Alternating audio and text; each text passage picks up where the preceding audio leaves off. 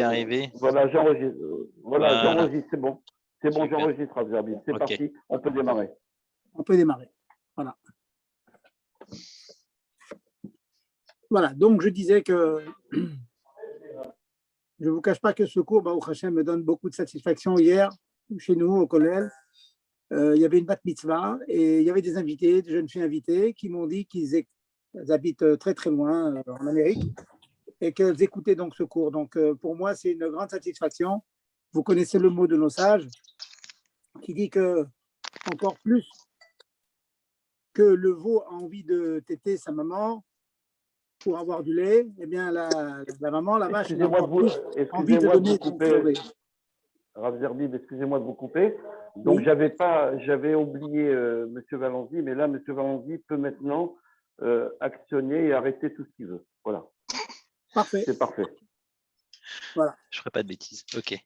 Alors, donc, je disais que, Baruch Hashem, si vous avez du plaisir à ces shiurim et à apprendre la halakha, donc vous approchez d'Hachem, vous attachez à Hachem par la halakha, hein, on sait que maintenant la Shrina, elle est dans les Arba Amot de la halakha, ben c'est un immense plaisir pour moi et donc ça me donne encore plus de cheshek, d'envie de dispenser. Donc c'est halachot. Et puis ça fait une union entre nous, hein, une union, ça amène la Shrina dans le clan d'Israël, au Hachem, et que Ken Yirbu, et je ne serais pas jaloux d'entendre que ce genre de shiurim donc se multiplie aux quatre coins du monde. Je voulais dire un petit mot, avant de commencer les halachot, un petit mot que j'ai eu l'occasion de dire pendant Shabbat. On voit quelque chose de très curieux dans la paracha de la semaine dernière, parachat Shlach. Vous connaissez toutes les aventures des Meraglim, donc des explorateurs qui ont fait du Lachon Hara sur Klal Israël, et à cause de ça, les 49 jours d'espionnage se sont transformés en 40 années de punition, où toute la génération depuis 20 ans devait mourir dans le désert, être enterré dans le désert. Eh bien, cette aventure des explorateurs, elle a commencé par les mots suivants. Des mots tout à fait bizarres. Ils disent la chose suivante, après leur retour, après les 40 jours d'exploration, ils disent la chose suivante. Vanehi be'enenu kahagavim. Je vous demande de retenir ce passouk, hein, c'est le passouk Lamed Gimel dans la parashat Shlach Lecha. Donc c'est Lamed Gimel dans le Perek Yud Gimel qui dit la chose suivante. Vanehi, nous étions be'enenu à nos yeux kahagavim comme des sauterelles. Vechen et alors ainu be'enenu. Comme ça, cela a été à leurs yeux, pardon. Nous étions à nos yeux comme des sauterelles, et alors, comme ça, on a été à leurs yeux.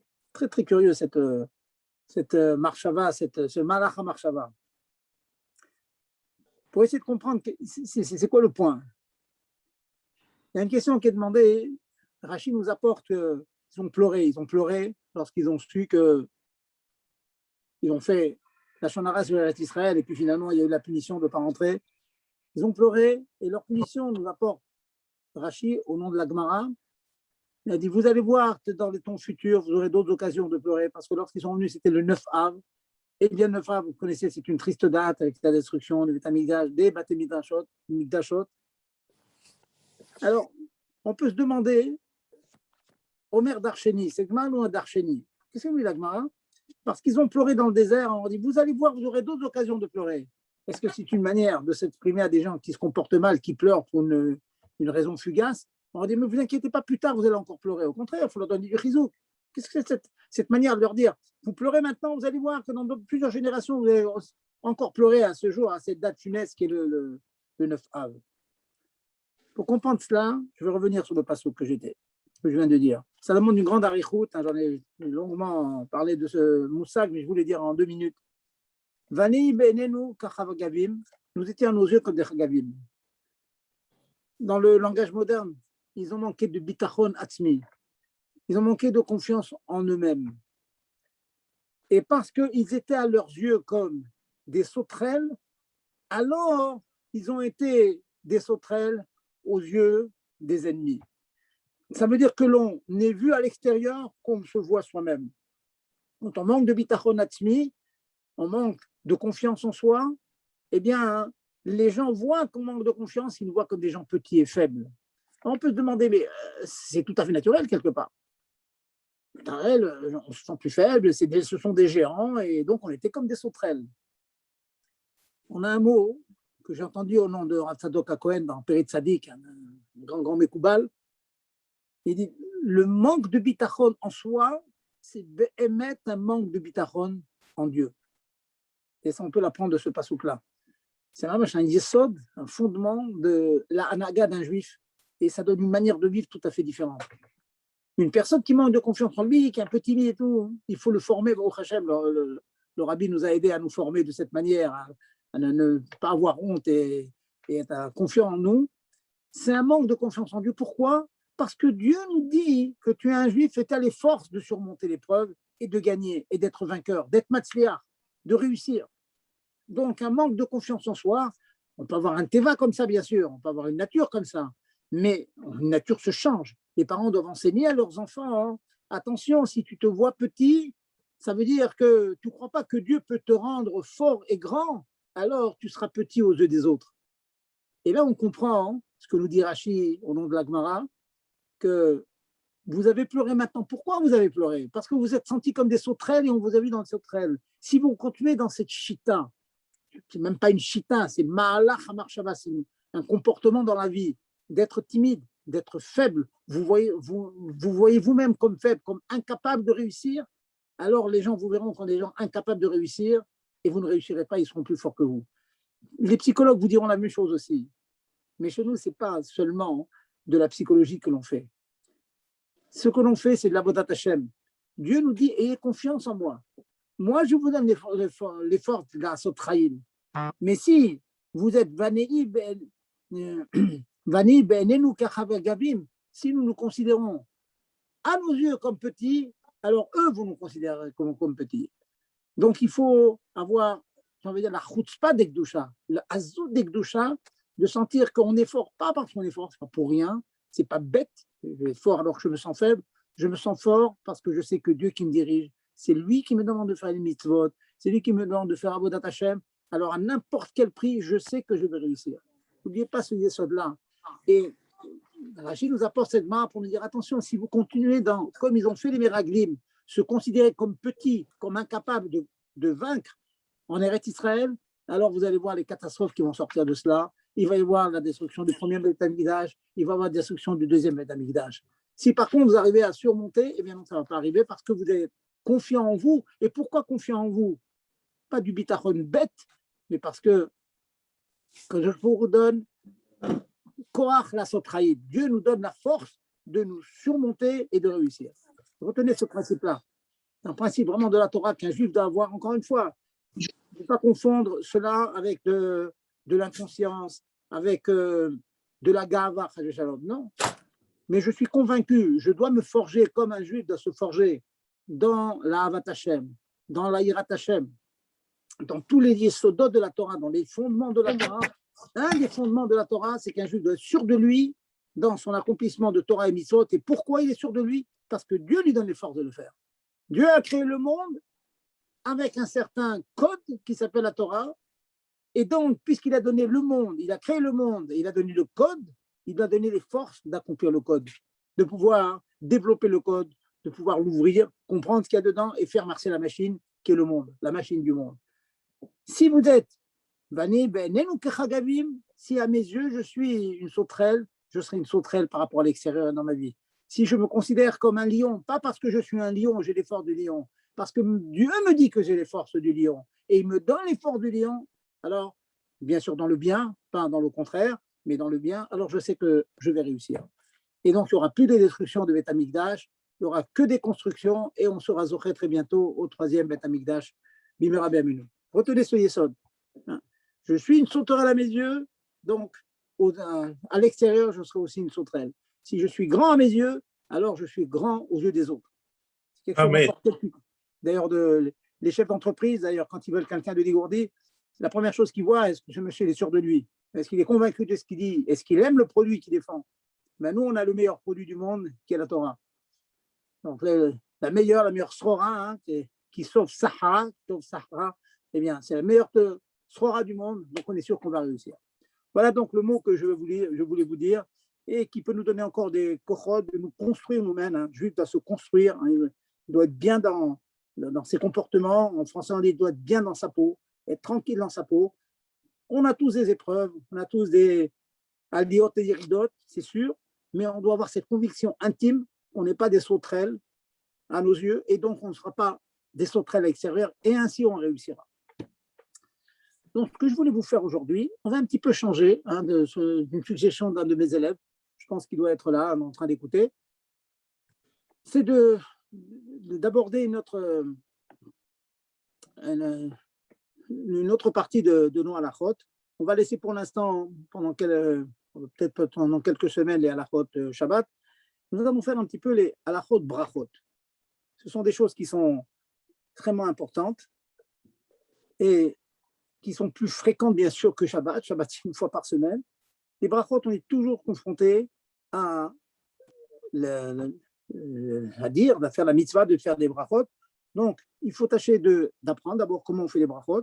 Savoir faire une brachot, faire une bracha, c'est une avodat Hashem, c'est servir Dieu, c'est ressentir la présence d'Hashem. Quand on dit une bracha, on dit Baruch ata Hashem, Baruch, béni sois-tu. La shon Baruch, avracha, le shoresh du mot avracha, les avrir, c'est le marcotage. Le marcotage, c'est prendre une branche qui est déjà plantée en terre et prendre la partie haute et la replanter à côté, de telle sorte que cette plante-là, elle va prendre la yénika, elle va pomper les forces de la terre, aussi bien de ses racines d'origine que dans les nouvelles racines qu'elle va créer en plantant le bout de cette plante-là. Ça s'appelle en français le marcotage, marcoter. Ça s'appelle marcoter en français pour ceux qui savent ce que c'est. Eh bien, en hébreu, c'est mléavrir, ça veut dire descendre, une partie qui est haute, on le descend sur terre. Et donc, on amène la kedusha divine dans ce monde lorsqu'on fait une bracha. Baruch, descend dans ce monde. Ata, toi, ça dit à Dieu lui-même. Hachem avec son nom. Elokeinu, Melech Haolam, le roi du monde. C'est Hachem qui descend encore plus dans l'attribut de royauté qui est bien, bien plus bas que le haut, que la chokhma. Et puis, c'est ce que l'on fait lorsque l'on mange. Et pour ça, les chachamim s'appuient sur un pasouk. Avant de rentrer dans la chot, on va dire la pimiout, ce qui est à l'intérieur d'une bracha, et que ça nous donne envie de faire ces brachot comme il faut. J'insiste sur ce point souvent parce que très souvent on entend un juif doit être Oved Hashem. On doit servir Dieu. Qu'est-ce que j'ai fait? Quelquefois, on peut se demander qu'est-ce que ça veut dire servir Hashem. Qu'est-ce que ça veut dire? Ou en tout cas, comment ça se manifeste? Eh bien, vous allez voir, aujourd'hui, on va faire quelques halachot où on voit une personne qui est Oved Hashem. Cela veut dire, entre autres, que dans le moindre de ses gestes, il y a une marchava derrière. Dans chacun de ses gestes, il y a une kavana. Pourquoi il fait comme ça? Pourquoi il ne fait pas autrement? Pourquoi il prend le fruit, comme on va voir tout à l'heure, dans la main droite et pas dans la main gauche? Pourquoi il va prendre le fruit directement dans la main sans mettre un gant? Il ne va pas prendre un couteau et planter le couteau dans la pomme et mordre dans la pomme. On va voir ça tout à l'heure. Quand on voit une personne qui mange de cette manière-là, on voit ce monsieur, c'est quelqu'un qui est Oved Hashem. Il sert Dieu parce que chacun de ses gestes, il est mechouchav, il est pensé, il est réfléchi. Voilà ce que l'on apprend dans les brachot. Et cela commence comment? Par le pasouk. C'est marqué dans le pasouk comme ça. La Hashem haaretz umloa. À Dieu appartient la terre et tout ce qu'elle contient. C'est tout à fait évident. Donc, lorsque vous prenez, c'est ce qu'on explique aux enfants, lorsqu'on apprend les brachot, lorsque tu fais une bracha, tu prends une pomme, tu prends un morceau de pain, tu fais une bracha, sache que ce pain-là, il est ekdesh, il est kadosh, il appartient à Dieu. Donc, pour le rendre chol, pour le rendre profane, pour pouvoir le manger, il faut faire une bracha. Comme ça qu'on le rend chol. De la même manière que dans la chala, quand on fait des chalot, elle est kodesh, une fois qu'on a prélevé la chala, eh bien, elle devient chol, on peut la consommer. La Hashem arrête tout loin. À Hashem appartient la terre, tout ce qu'elle contient. Donc, on doit penser à la chose avant de faire la bracha. Et donc, je vais donner en fonction de ça, je vais vous donner donc un certain nombre de petites halachot, petites par la taille, mais très grandes par leur importance. Première chose, lorsque vous allez faire une bracha, quelle qu'elle soit, sur un fruit, sur un légume, sur de l'eau, il faut prendre le fruit, le légume, l'eau de la main droite, pour un droitier. La main droite, pas de la main gauche si vous êtes droitier. La droite, Yeminot et Rabekeni, la droite, vient de l'attribut de chesed, de bonté, donc on tient de la main. Deuxième petit détail, et je vais insister dessus. Lorsque vous voulez faire une bracha sur un aliment quelconque, avant de sortir le Shem Hashem, pensez à la bracha que vous allez dire. Et pas comme nous avons malheureusement trop souvent l'occasion de faire, c'est qu'on dit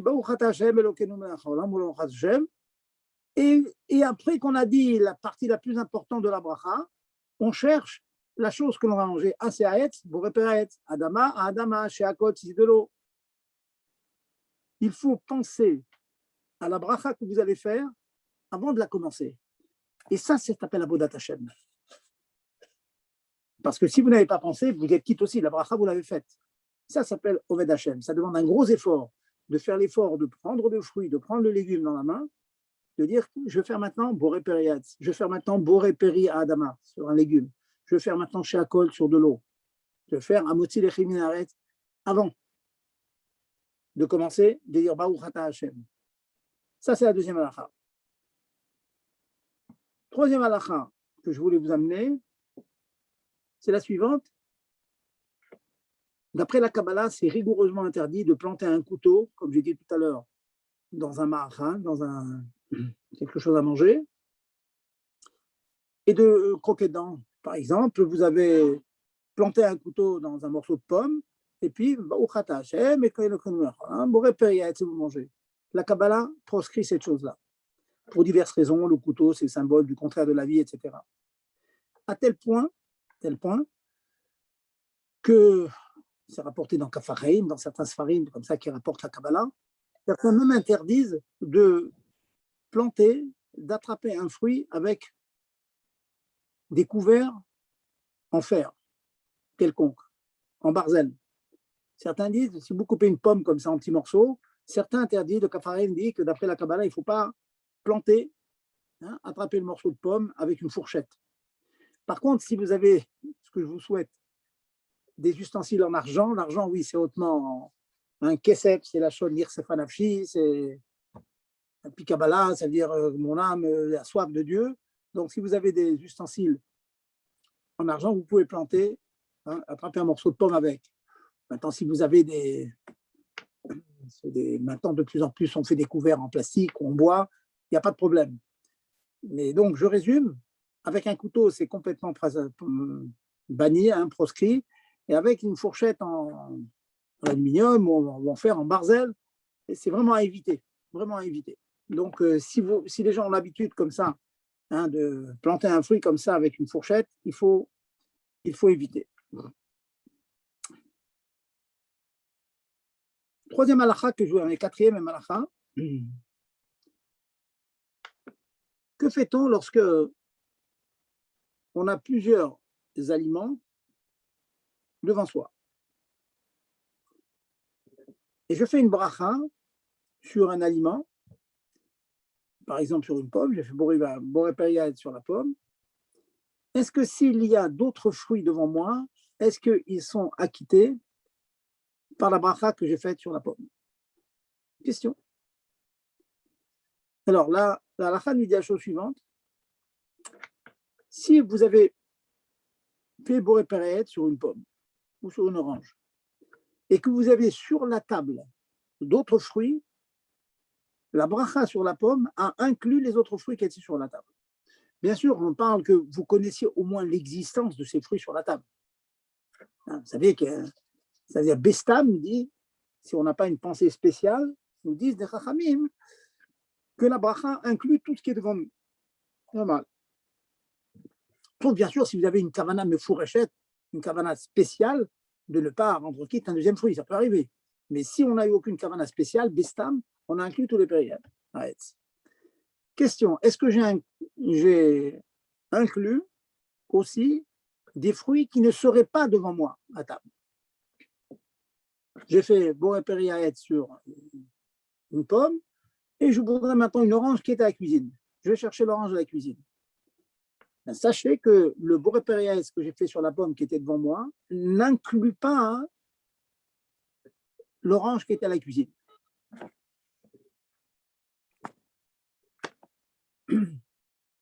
N'inclut pas l'orange qui était à la cuisine, sauf si j'avais la kavana, j'avais l'intention d'inclure l'orange. Donc en fait, il y a deux cas où une bracha sur un fruit inclut les autres fruits qui sont.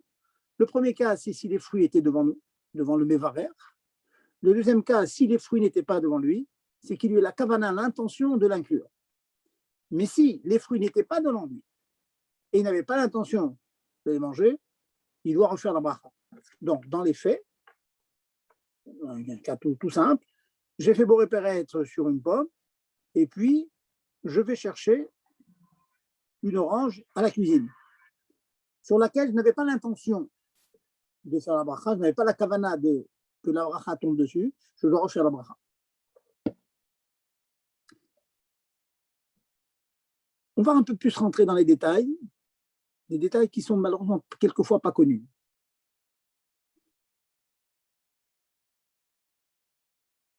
J'ai dit que si on avait la kavana, ça marche. Maintenant, dans le cas où on n'avait pas la kavana,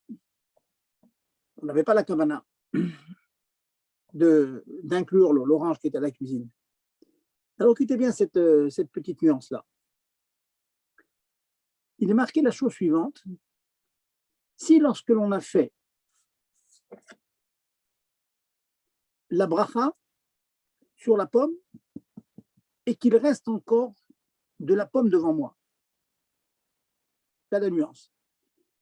S'il me reste de la pomme devant moi, ça veut dire en quelque sorte la bracha de Boré Périès que j'ai fait sur la pomme, elle plane. Hein, elle plane sur moi. Ce qui fait que si j'amène un autre fruit sur lequel je n'avais pas pensé à ce que ma bracha tombe dessus, le fait que ma bracha sur la pomme, elle est toujours existante puisque j'ai encore un morceau de pomme à finir, eh bien, ce morceau de pomme qui reste devant moi fait la jonction avec l'orange que l'on m'amène après, et donc je peux manger l'orange sans faire la bracha. Waouh! Je ne sais pas si vous avez attrapé la nuance. Par contre, si j'ai complètement fini la pomme qui est devant moi, c'est fini, je l'ai mangée entièrement, et qu'on m'amène ensuite une orange, dans ce cas-là, ma bracha parcha, elle s'est envolée, puisqu'elle s'est envolée, donc je suis obligé de refaire la bracha sur l'orange qui vient de la cuisine. Très très fin, je ne sais pas si vous avez attrapé le point. Sauf, alors regardez, il y a toujours des saufs, toujours des exceptions, sauf si ce que je désire manger maintenant, c'est encore une pomme, ça veut dire le même fruit que je viens de finir. Alors, si je veux encore une deuxième pomme qui n'était pas devant moi lorsque j'ai fait la bracha, donc qui était à la cuisine, dans la mesure où c'est le même fruit que le premier, nos sages nous disent que la bracha sur la pomme que j'ai faite en premier, mais qu'elle est finie maintenant puisque j'ai complètement terminé la pomme, quand même, elle est liée, elle est connectée avec l'autre pomme parce que c'est le même fruit en quelque sorte. Donc je résume. Vous avez fait bon, et bien sûr, quand je dis la pomme, je dis le fruit, ça peut être bien, toutes sortes d'aliments, c'est vrai, c'est un principe que je suis en train de donner sur un exemple. En quelque sorte, j'ai une pomme devant moi, à table, à salle à manger, j'ai fait la bracha dessus. Tant qu'il me reste de la pomme devant moi, si on m'amène un deuxième fruit, pas besoin de faire haïs dessus. Le haïs que j'ai fait au début et qui est encore existant grâce au morceau de pomme qui reste devant moi, permet que cette bracha, elle tombe sur le deuxième fruit. Si par contre j'ai complètement mangé ma pomme, alors je n'ai pas de jonction avec l'orange qu'on m'amène après. Sauf si ce qu'on m'amène de la cuisine, ce n'est pas un nouveau fruit, orange, qui est un nouveau fruit par rapport à la pomme, mais c'est le même fruit par lequel j'ai commencé à manger. Puisque c'est le même fruit, alors la bracha sur la pomme, numéro 1, elle va tomber sur la pomme numéro 2. Retenez, hein, voyez. Je me permets de vous dire un mot de la Gemara dans Baba Kama, elle dit Mi de l'Eveliot Rassida, Dagdek Bedine des Brachot, entre autres. Elle dit celui qui veut être acide, ça veut dire mitracé d'itono, être rentré dans les détails de chaque chose, de servir Dieu, sera médagdek dans les brachot. C'est tellement compliqué savez, il y a un pérec dans Maseret Brachot qui s'appelle Kesad Barachim. C'est vraiment le pérec compliqué. C'est un chapitre compliqué du Maserta qui n'est pas considéré comme très difficile parce que ça demande vraiment des détails et on est toujours en train de réfléchir comment acquitter cette chose-là. Alors, regardez, on va continuer nos aventures. Est-ce qu'on peut poser déjà une question? Est-ce qu'on peut déjà poser une question? Je vais finir je vais finir le point pour faire une shlemou dans ce que je suis en train de dire. Imaginons maintenant que vous ayez mangé, vous êtes en train de manger la pomme ou boire de l'eau. Alors, vous mangez la pomme, avant de bichlal avoir commencé à manger la pomme, vous avez dit, la pomme, elle vous échappe des mains, elle tombe par terre, elle est dégoûtante, elle est pas mangeable.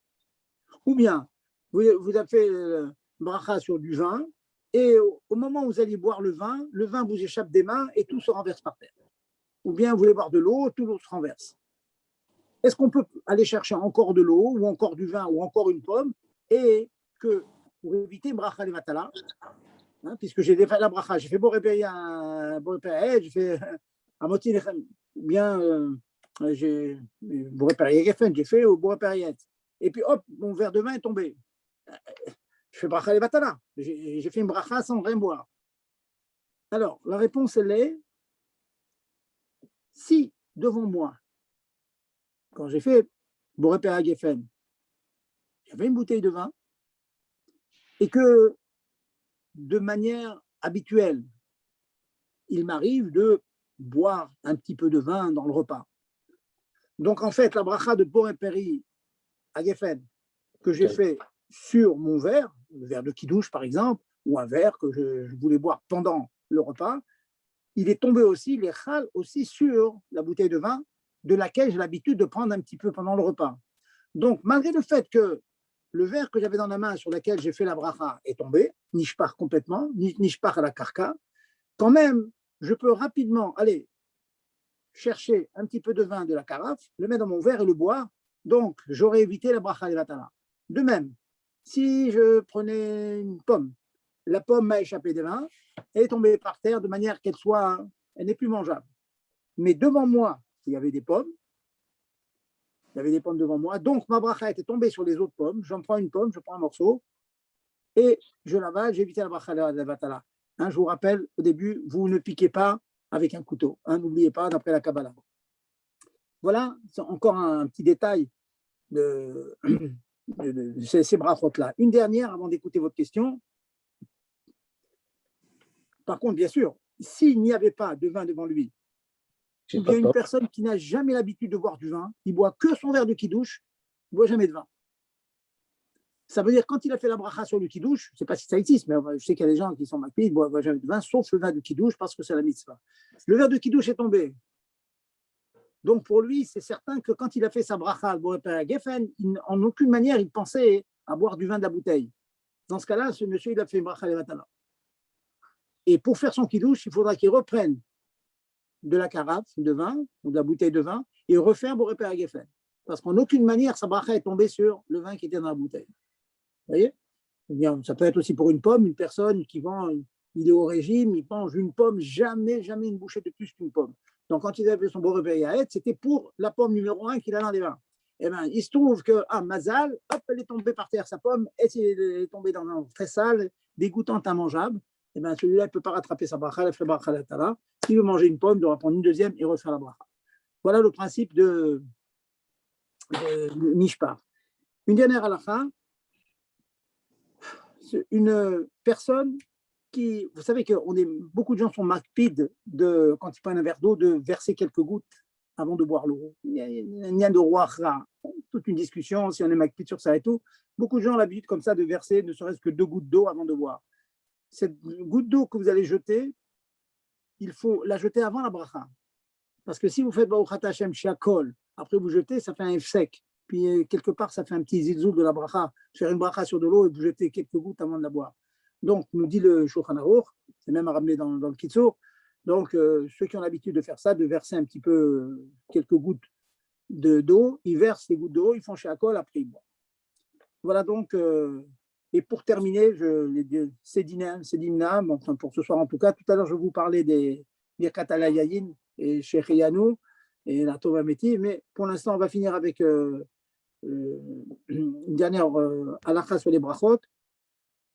On fait une bracha chaque fois qu'on a une nana tacher, qu'on a un profit du palais, de la bouche, quel que soit l'aliment. Cela veut dire que si vous prenez un aliment alors que vous n'avez pas du tout envie d'en profiter, comme un bonbon, comme un médicament, mais ce médicament, il a un bon goût, on a mis un goût sucré, etc., comme vous avez beaucoup de médicaments qui ont un bon goût. Dès l'instant que le médicament a un bon goût, bien que vous n'ayez en aucune manière l'intention de profiter de ce médicament, pour vous, le médicament, c'est vraiment pour guérir, ce n'est pas du tout pour profiter. Dès l'instant que vous avez un profit de ce médicament, alors on fait la bracha dessus. Ça, il faut bien le savoir. Le seul cas où on ne ferait pas de bracha, c'est si l'aliment, le médicament est amer, il n'a pas du tout un bon goût. Et pour l'eau en général, ça rassasie. Hein, dans l'immense majorité des cas, quand on boit de l'eau, eh bien, cette eau, on en profite, donc il faut faire shakol. Le seul cas où on pourrait ne pas faire de bracha sur l'eau, c'est une personne qui prendrait de l'eau alors qu'il n'a en aucune manière soif. Il n'a pas du tout soif et il a besoin d'un peu d'eau pour avaler un cachet, par exemple. Dans ce cas-là, il n'a pas soif. Il ne boit que pour accompagner un cachet. Là, vous pouvez prendre ces quelques gouttes d'eau pour aider à la déglutition de vos cachets et on ne fait pas de bracha. Il faut d'avka pas en faire, hein, sinon ça peut être bracha de batala. Voilà, maintenant je suis à vous, j'écoute vos questions. Oui. Dans le cas de qu'il mange la pomme et il a un autre fruit, comme on a dit, qui n'est pas du même mine. Donc il doit refaire la bracha parce qu'elle n'était pas devant lui. On est d'accord là-dessus. Maintenant, pour pouvoir éviter de refaire la bracha, est-ce que je peux reprendre une deuxième pomme de la cuisine et en même temps continuer à faire planer la bracha et du coup, ne pas faire de bracha sur l'autre fruit qui est à la cuisine? Chazak. Je vais vous répondre l'Ichaora, oui. L'Ichaora, oui. Apparemment, oui. Puisqu'on a dit que le fait de rapporter le même fruit, on peut l'amener sans bracha. Donc maintenant, à nouveau, j'ai de la pomme devant moi. Et tant qu'il me reste de la pomme, je peux apporter une autre sans faire de bracha. La première, oui. On est d'accord que je l'ai fini. Je vais ramener une deuxième qui est du même mine, qui était à la cuisine aussi. Oui, les chaoras, ça marche bien. Bon, mais d'un autre côté, j'ai envie de vous dire, ce n'est pas une mitzvah de ne pas faire une bracha. Hein. S'il faut la faire, il faut la faire. N'oubliez pas que je ne parle pas du cas de Nispar de tout à l'heure, c'est bracha levatala. On essaie de sauver une bracha levatala. Mais là, vous n'essayez pas de sauver une bracha, donc pourquoi pas faire une deuxième bracha? Maïesh. Autre question. Raph, s'il vous plaît. Oui. Ce que je voulais... Est-ce que, au lieu de faire tout ça, est-ce qu'on peut dire, j'ai une kavana globale, tout ce qu'on m'apporte, ce qui se trouve dans cette maison, alors ça tombe sur la bracha, parce que on ne peut pas savoir je mange pas. On dit voilà, je fais une bracha et je mange ce qu'il y a. Alors, pour votre question, madame, ça peut marcher, oui, mais ponctuellement. Ça veut dire quoi, ponctuellement? Ça veut dire, vous ne pouvez pas dire maintenant, aujourd'hui, vous décidez pendant le cours que toute votre vie, jusqu'à 180 ans, quand je fais Sheakol, je pense à tous les Sheakol. Ça, on ne peut pas faire ça. Par contre, ponctuellement, ça veut dire ponctuellement, vous vous mettez à table et vous dites, je ne sais pas exactement ce que je veux manger, je ne sais pas exactement, mais je veux faire un Sheakol et je veux inclure tous les Sheakol qui vont me venir à la tête pendant le repas. Ça, vous pouvez le faire. Vous voyez? Ça, vous pouvez le faire, mais pas de manière... Quelqu'un veut dire, voilà, je veux toujours avoir cette kavana. On ne sait jamais, on peut changer, donc on ne peut pas avoir à vie une kavana. D'accord, merci. Ouais, ma question de tout à l'heure, s'il vous plaît, c'était, il faut un chiour. Et quel est le chiour? Par exemple, si on mange juste une tomate cerise, après on passe à autre chose, est-ce qu'il faut faire la bracha acharona? Bon, ok, c'était prévu de vous dire ça, mais bon, vous posez la question, je vais vous répondre. Alors, c'est très simple. C'est très simple. Le chiour pour faire bracha acharona, dans un solide, c'est un kazaït, le volume d'une olive. Qu'est-ce que c'est le volume d'une olive? C'est le volume d'un cube de 3 cm sur 3 cm. 3 x 3 x 3, ça fait 3 x 3, 9 x 3, 27. 27 cm3. Ça veut dire, ce n'est pas forcément quelque chose qui est un poids, c'est un volume. Donc, pour vos cerises, vos tomates cerises, il faudrait imaginer que vous en mettez 3 un à côté de l'autre et vous essayez d'imaginer si elles rentreraient dans un cube de 3 sur 3 sur 3. Avec l'habitude, c'est assez rapide. je pense que 3 petites tomates cerises, ça devrait suffire. Mais Et même pour les fruits d'Israël, c'est pareil? oui, il n'y a pas de différence. Il y a pas de différence. Pourquoi il serait différente? La notion de shiur, ce qu'on appelle achila, le statut, c'est un terme technique. Achila, quand la Torah dit achila, c'est un kazaït. Alors, ça veut dire que si on mange qu'une seule date, on ne fait pas Ma'in Ça dépend. Et écoutez, ça m'intéresse beaucoup votre question parce que j'ai un ami, là, tout à l'heure d'ailleurs, il m'a appelé au téléphone, j'ai coupé parce que dans le shiur, là, il m'amène des dates d'Eretz Israël. Dans une date, je vous garantis qu'il y a un kazaït. Une grosse date, je ne sais pas d'où il les a sortis, des vraiment grosses dates. Alors, en enlevant le noyau, ma mâche, il y avait 300 des grosses dates bien, on dirait, pas chaud, on dirait du miel. Donc vous trouvez une date, mais je vous accorde qu'en général, les dates normales qu'on trouve dans le. Non, ce n'est pas suffisant. Il faut en manger 2 ou 3. Ah, d'accord. Voilà. Oui. Mais alors justement, quand on est surpris de vouloir remanger, par exemple, une date ou un autre fruit dans une autre pièce, comme on dit, il faut refaire le chiour. Mais est-ce qu'il faut, avant de refaire la deuxième bracha, toujours sur Boré Péaretz, par exemple, est-ce qu'il faut au moins s'être accompli d'avoir fait la bracha Rona avant de refaire Non, pas du tout. Je crois avoir compris votre question. Ce n'est pas du tout lié. Une personne qui a mangé un demi-kazaït, par exemple, un demi-kazaït, et puis pour une raison quelconque, il a changé de pièce et tout, donc il refait la bracha sur un deuxième kazaït d'un autre fruit, qui n'était pas devant lui, il n'avait pas du tout la kavana. Donc il a refait à être par exemple, sur l'orange.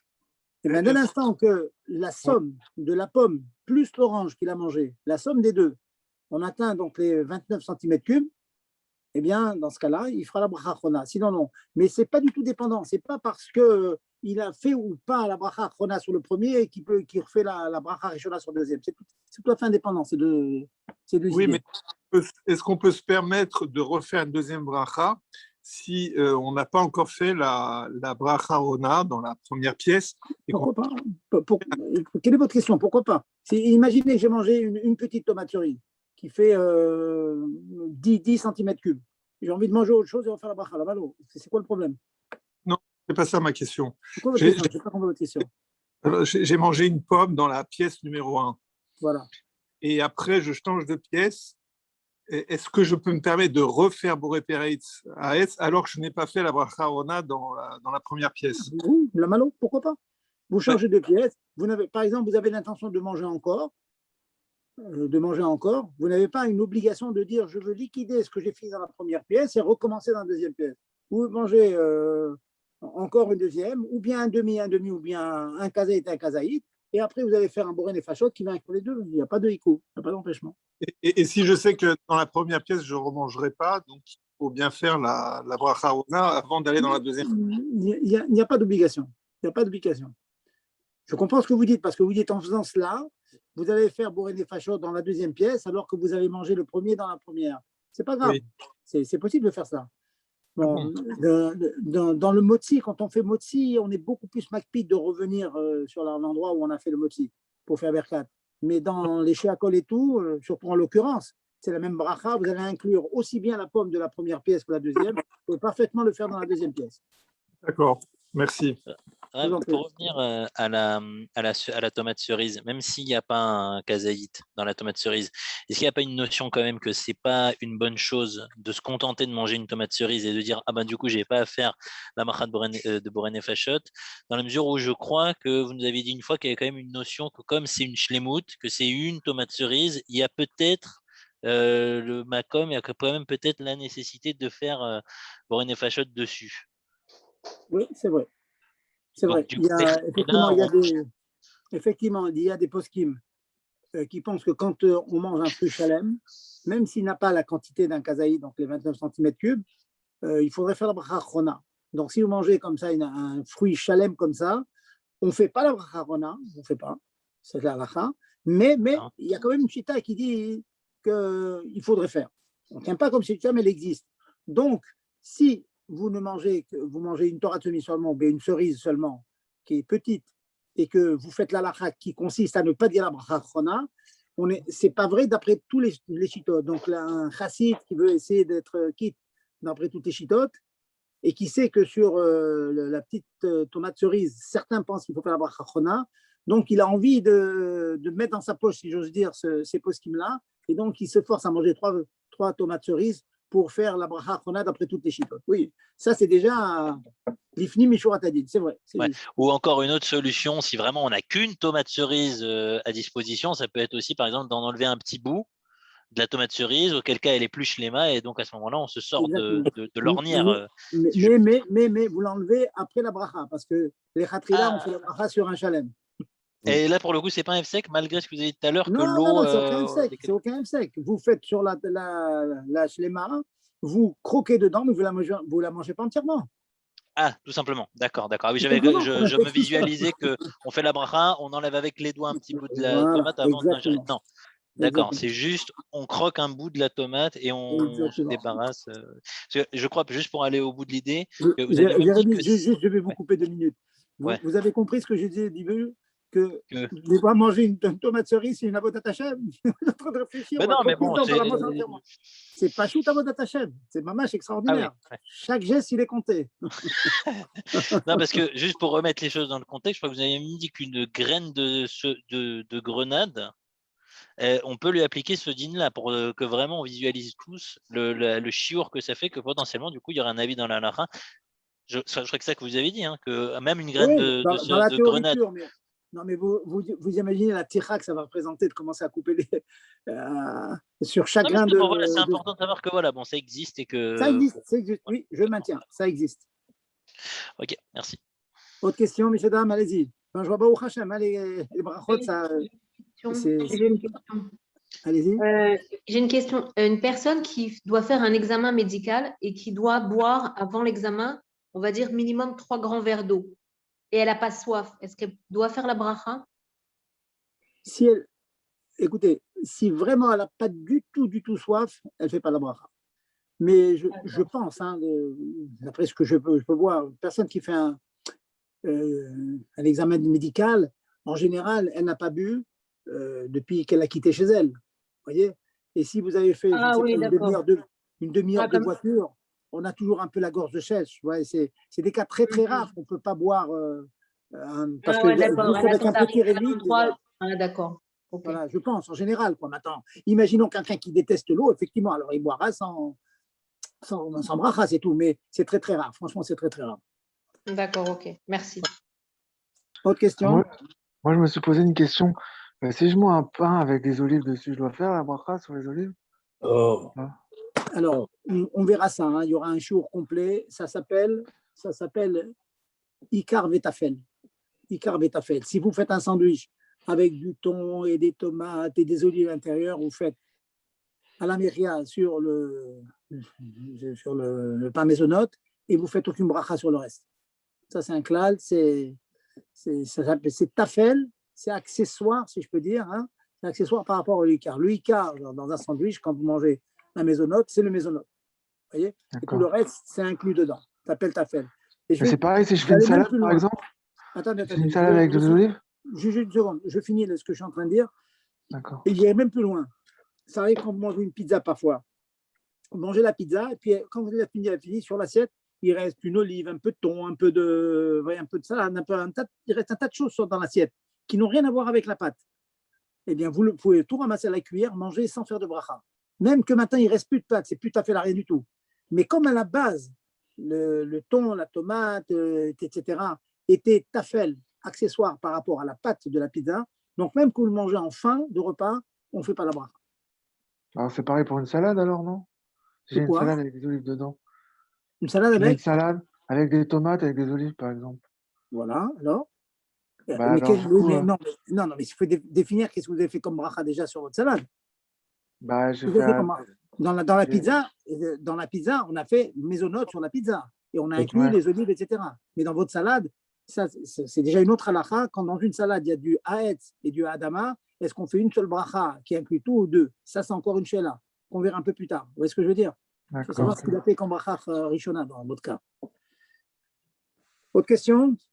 Oui, je voulais vous demander, puisque c'est une avodat Hashem de faire des brachot, c'est quoi la chita la meilleure, où on a pu voir chez Sfaradim, par exemple, ils multiplient des brachot après le kiddush, avant, ou même surtout à Rosh Hashanah.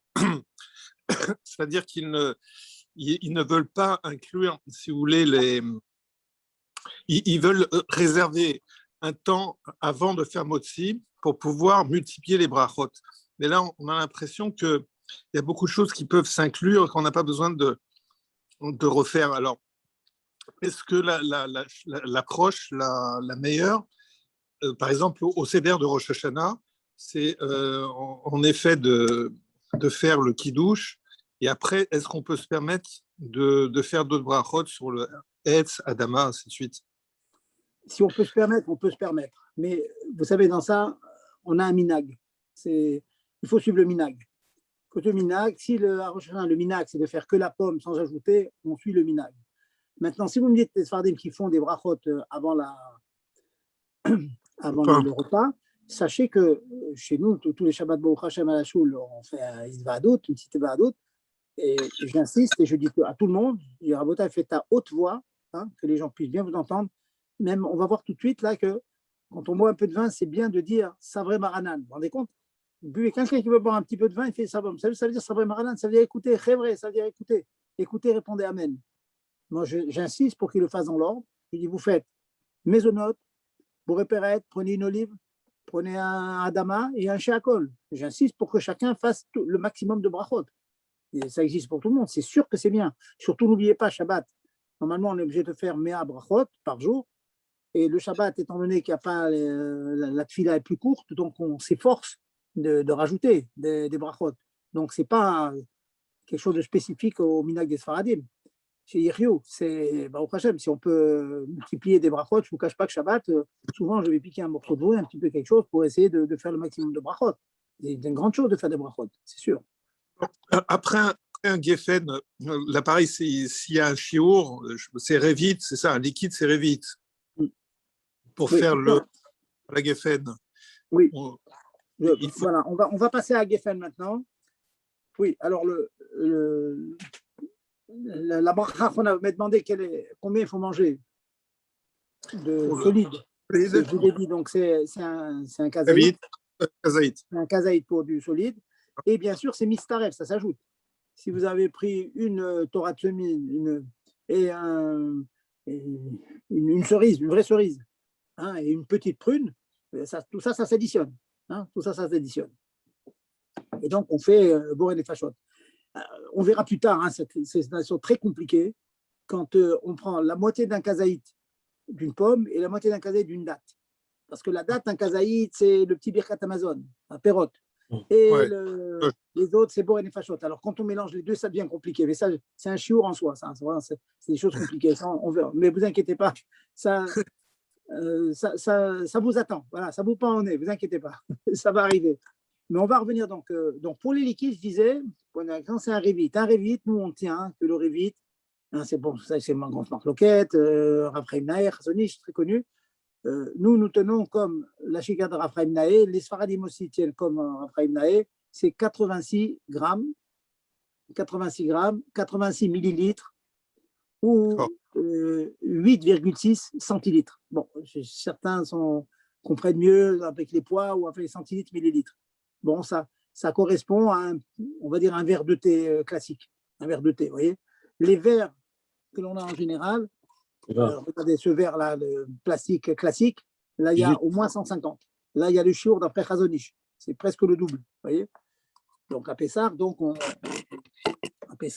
doit prendre au minimum 86. Et bon, il y a Minakrabat de prendre 120 grammes, 120 millilitres, mais bon, c'est des khumrot. Le din, pour faire, de nos jours, pour faire bracha chona sur de l'eau, sur du coca, sur un liquide quelconque, c'est 86. Maintenant, on va passer donc au vin. Alors là, il y a pour pas que vous oubliez votre minyan de mincha, il est 20h-5. Hein. Mais moi, ça me va très bien de continuer autant que vous voulez, mais c'est juste pour vous, parce que je crois qu'en général, vous terminez, vous enchaînez sur mincha après. Bon, merci beaucoup, Jérémy, mais je vous rassure, mincha, c'est à 9h40. Bon, alors tout va bien. Tout va bien. Voilà. Alors, donc je disais, donc on a les halakhot sur le vin. Alors, on a un klal dans le vin. Ayayin poter kol amashkim, tol min amashkim. De même que vous savez tous que quand on fait motzi, eh ben, ça inclut tout ce que vous allez manger dans le repas, la viande, le poisson, les salades, tout. De même, le vin, qui est le mashké le plus chashuv, eh bien, il inclut en lui tous les liquides. Bon, c'est une halakha qui est connue en général, mais bon, certains l'ignorent, donc il faut faire très attention. Cela veut dire que, alors je vais encore préciser comme les pommes du début du shiur, vous avez fait boré peragafen sur le vin, et il y avait des liquides devant vous, eh bien, s'il y avait des liquides devant vous, tous les liquides sont inclus dans le boré peragafen. Ça veut dire, si dans un kidouche, vous avez fait kidouche, vous avez bu du vin, il y avait du coca devant vous, ou bien du mashké quelconque, ou de la vodka, ou de la bocha, tout ce que vous voulez, ne recommencez à Shiakol sur le mashké. Le fait que vous ayez dit boré peragafen sur le vin, ça inclut les mashkés qui sont. Il y a toute une discussion, est-ce qu'il faut faire ce qu'on appelle une kviout dans le vin, c'est-à-dire on s'installe pour boire du vin vraiment, ou bien non, même si on prend du vin à rail. Bon, Magal Avraham tend à dire que même si on a pris juste un petit verre de vin comme ça, comme qui douche, on peut prendre que cela, ça inclut en lui donc toutes les shéakol. Donc vous ne vous amusez pas à faire un shéakol sur un liquide quand on a fait un kidouche et qu'on a bu du vin. Mais attention, erreur à ne pas faire, il arrive parfois dans le kidouche du midi qu'on fait à la choule, Fabringen, etc., qu'il y a une personne qui fait kidouche pour plusieurs. Celui qui se rendrait quitte du kidouche, du mekadesh, de la personne qui fait le kidouche, mais qui n'aurait pas goûté le vin, lui, en aucune manière, il a été poter, il a exempté les liquides. Parce que les liquides comme le coca, etc., ou l'eau, le coca, ou le Fanta, etc., il est batel, il est tafel, il est inclus dans le vin dans la mesure où vous avez bu du vin. Mais si vous n'avez pas bu du vin, il est tafel à rien. Donc, pour le mévarer et pour tous les gens qui sont autour de lui qui auront pris du vin, alors ça va inclure les autres liquides. Bon, certains sont marqués, même pour que ça inclue les liquides, de boire mlolugmav, 43 grammes, revre vite. Bon, mais beaucoup estiment, Pashtout à laquelle, même si on a bu un tout petit peu de vin, ça suffit pour inclure l'ensemble des autres liquides. Donc, ça voudra dire que ça vous donne, si vous voulez, le mérite d'avoir aussi la bracha de Sheakol dans un kidouche.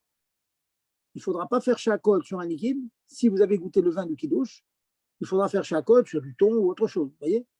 Mais les liquides sont inclus. Retenez cette chose-là.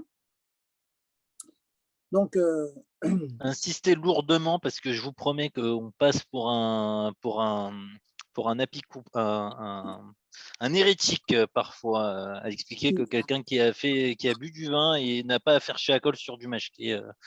Alors, vous dites à ces gens, je suis un hérétique et vous êtes un ignorant, un amaret.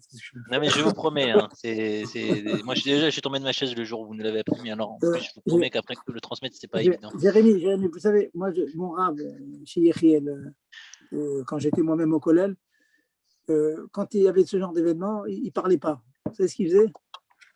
Lui, il disait le taboura. Non, il tirait le taboura, il ouvrait le taboura à la page, il disait à la personne, viens ici. L'affaire était réglée. Mais même dans Berkat, un hymne de. Vous ouvrez Berkat, et le rov des cas, ces gens-là, hein, ils ne sauront pas lire bien ce que ça veut dire. Alors tu dis, écoute, tu ne comprends pas, demande à quelqu'un qui t'explique, c'est marqué ici. C'est tout, l'affaire est réglée. J'ai fait comme ça les premières années ici. Et, au début, comme vous dites, on est un hérétique. Moi, je n'étais pas un hérétique, j'étais un mitnaged. Oui, c'est encore pire. C'est encore pire, voilà, c'est encore pire. Mais une fois que vous avez ouvert la Dmourazaken, ça y est, pour devenir un chassid. Pardon, je vous laisse poursuivre. Il n'y a pas de problème, pas de problème. Maintenant, dites-moi, il faut un peu Bedichouta quand même. Il faut, pour que la halachot errante, il faut les faire Bessimcha, toujours Bessimcha, n'oubliez jamais. Hein, toujours Bessimcha, comme j'ai dit au début du shiur, n'oubliez pas. Hein, si tu es une sauterelle à tes yeux, tu seras une sauterelle à l'extérieur. C'est tout. Si tu es un lion, tu ne sais pas de ta force, tu as le rabbi derrière. Alors tu es tranquille, tu peux attaquer. Voilà donc Maintenant, faites extrêmement attention aussi. Il est clair que le vin inclut les liquides si les liquides étaient devant vous. Si vous avez fait sur le vin et qu'on a apporté un autre liquide qui n'était pas sur la table, ça ne marchera pas. Vous voyez, ça n'inclut que les liquides qui étaient sur la table. Mais si on vous apporte ensuite un liquide, ça ne sera pas quitte. Bon, mais en général, pour le kidouche, je parle. Hein, et c'est bien, ça me permet aussi de vous dire une halakha que j'ai un petit peu escamoté tout à l'heure. Sachez une chose, que pour un kidouche, quand j'ai fait Agefen sur le vin, j'inclus toutes les coca-alo qu'il y a devant moi. Et même si on apporte un autre liquide, il sera inclus dedans. Et je vous explique pourquoi. On a le din, ce qu'on appelle de oréach. Quelqu'un qui est à la choule au kidouche, il est clair que quand il fait une bracha, il ne sait pas, lui, il est invité. C'est un fidèle de la choule. Quand il fait une bracha, il inclut tout ce qu'on va lui amener après. Il ne sait pas ce qu'on lui amène. Il a tout inclus comme s'il avait la kavana. Comme disait madame tout à l'heure, est-ce que je peux avoir une canne avec la dite? Là, il n'y a pas besoin. Parce que quand je m'installe à table, je ne sais pas ce qu'on va manger. J'ai envie de vous dire, messieurs, tout à l'heure, bon, je n'ai pas encore mangé, je vais passer à table. Je vais faire chez Akol.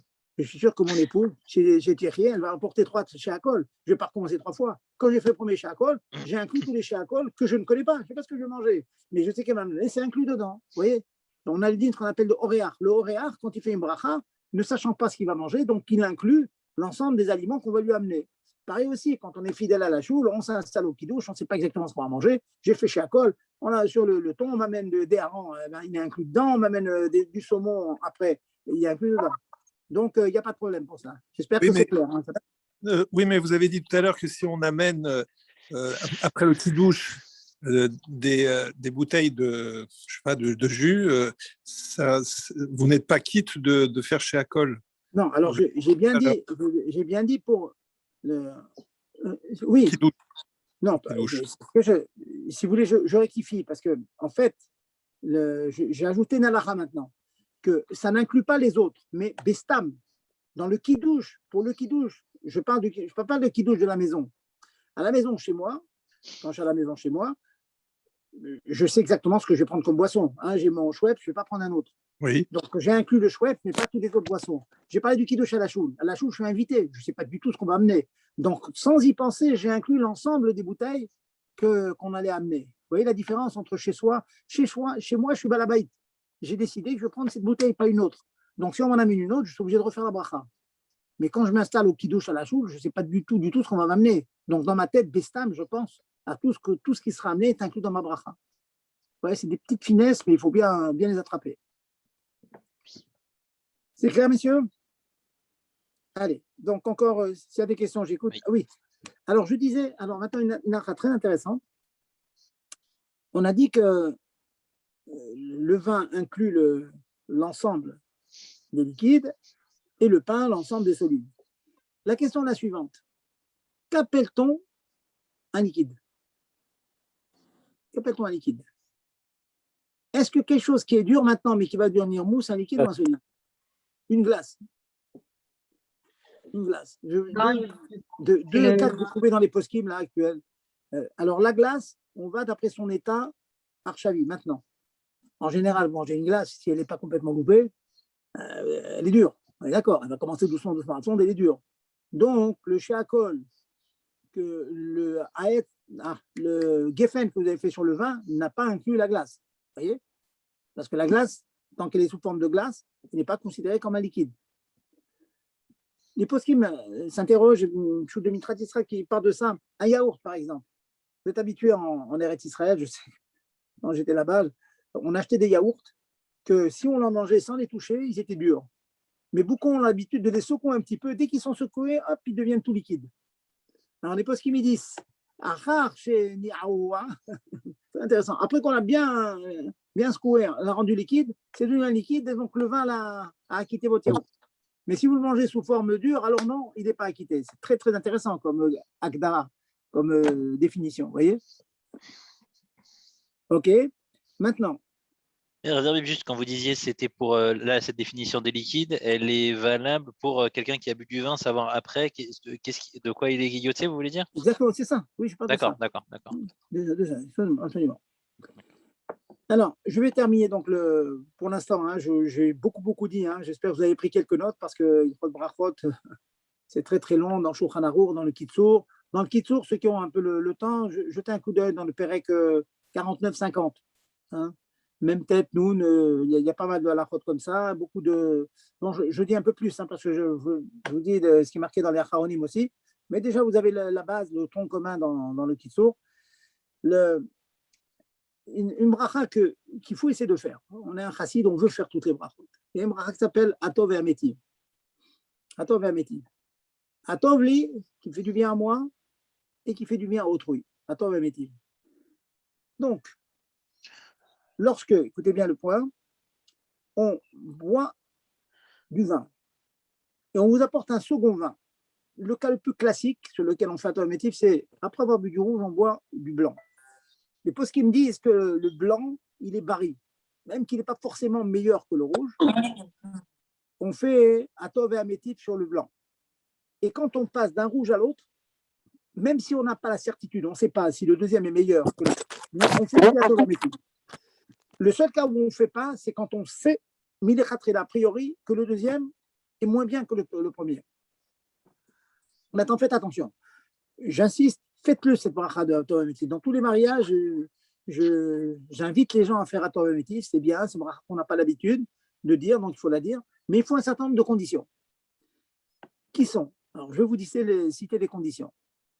Première condition, c'est qu'il faut être 2 personnes au moins.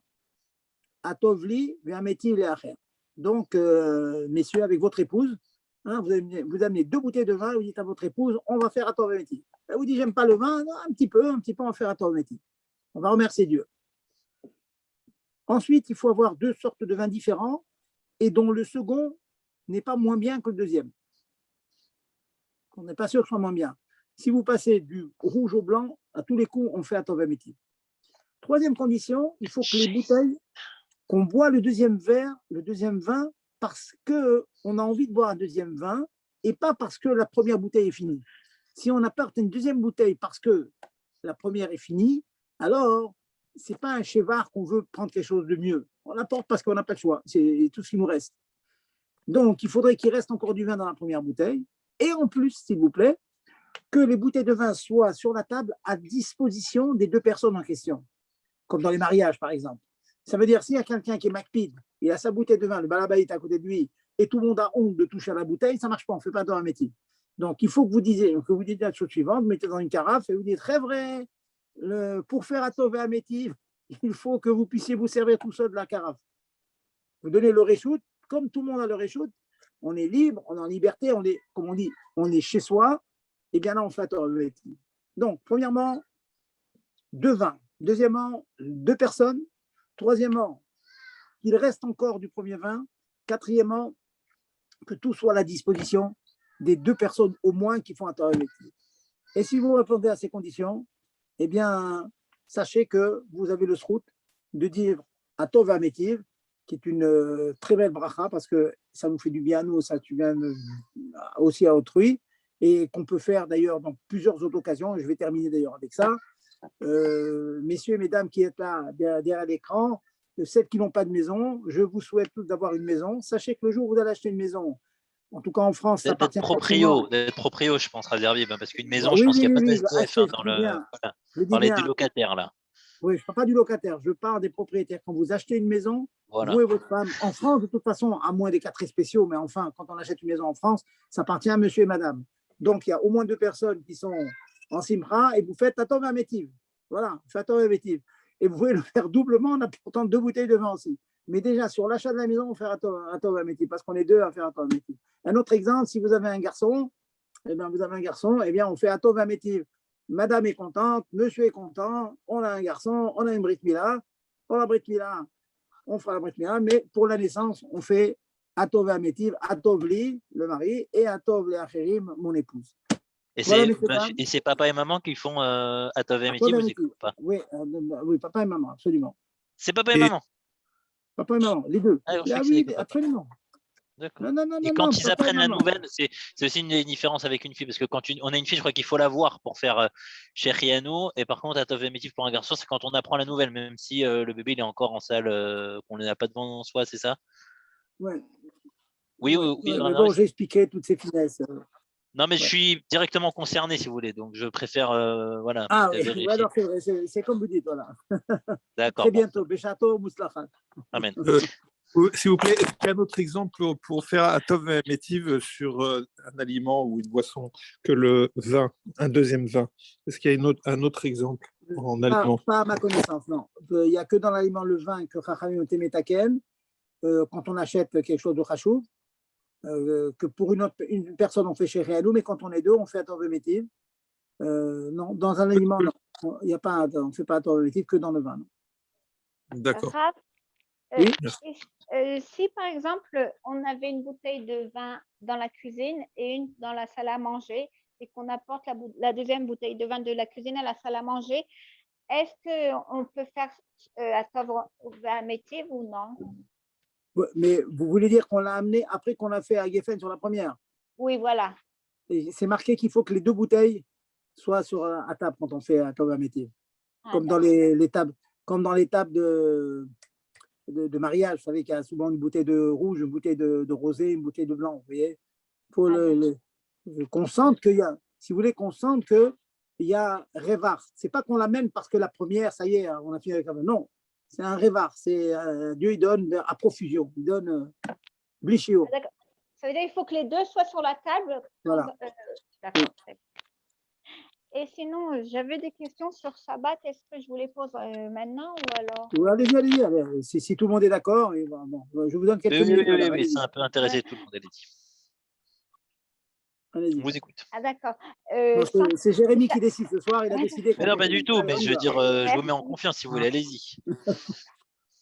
Allez-y. Merci. Shabbat, mon repas, il était tout à fait cuit, très bien cuit. Et comme j'avais trop de choses sur la plata, alors le couvercle de ma marmite, il s'est soulevé. Donc, le repas était découvert. Et c'était pour le lendemain. Alors, est-ce que j'ai le droit de remettre le couvercle? Moi, je pense que oui, parce qu'il était cuit, mais j'osais pas trop. Écoutez, madame, si, vous dire par inadvertance, on a enlevé le couvercle, c'est ça? Ça veut dire, en prenant une casserole, et le couvercle, il a reculé d'une autre casserole, donc ça l'a découvert. Ça l'a découvert. Alors voilà, pour faire le top, ce qu'il fallait faire, c'est enlever la marmite qui a été découverte de la plata, la recouvrir hors de la plata et remettre tout sur la plata. Comme ça, c'est top. Parce que la remettre directement, c'est des discussions. Les khatrila, on est marmir. Khatrila. Donc le mieux, c'est de sortir du feu. Voilà, là, c'est d'après tout le monde, on a le droit de le faire. Ah, d'accord, parce que c'était cuit, parce que le repas était complètement cuit. Oui, pour ça. Mais vous savez pourquoi on n'a pas le droit sur la plata? Parce que c'est domia de Mégis. Parce que quand vous le remettez sur la plata, comme c'est très chaud, il y a toujours des vapeurs, et les vapeurs, elles remuent l'ensemble. Et même quelque chose est complètement cuit, on est marmire comme ça, il y a une chita qui pense qu'on est marmire, c'est comme si on remue sur le feu qu'il faut éviter. Ah, super. Même, alors, il n'y a pas de différence si c'est le vendredi ou le samedi dans ce cas-là. Non, pas de différence. Ah, très bien, merci. Alors, une autre chose, lorsque les enfants s'habillent, enfin les petits garçons, alors leur col de chemise, il n'est pas bien plié, les manches, vous savez, ils sont mal pliés.